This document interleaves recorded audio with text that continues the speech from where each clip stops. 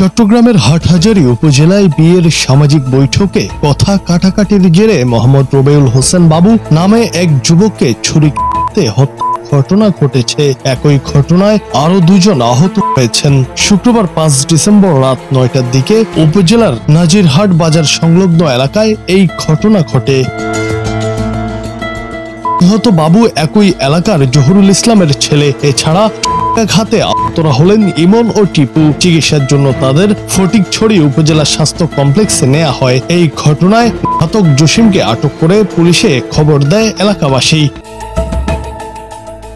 স্থানীয় সূত্রে জানা যায়, রাতে উপজেলার নাজিরহাট বাজার সংলগ্ন জহুর কোম্পানির বাড়িতে বিয়ে নিয়ে দুই পক্ষের মধ্যে একটি সামাজিক বৈঠক বসে। সেখানে কথা কাটাকাটির জেরে জসিম উত্তেজিত হয়ে বাবু, ইমন ও টিপুকে আঘাত করে। বাবুর গলায় এমন ভাবে আঘাত করা হয়েছে যেন তিনি না বাঁচেন। পরে উপস্থিত লোকজন দ্রুত তাদের ফটিকছড়ি উপজেলা স্বাস্থ্য কমপ্লেক্সে নিলে চিকিৎসক বাবুকে মৃত ঘোষণা করেন।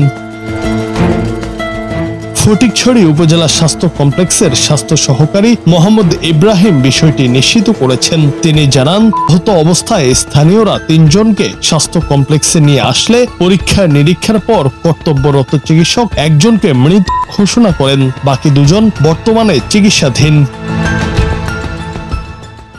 জুনায়েদ আহমেদ, বাংলা টিভি।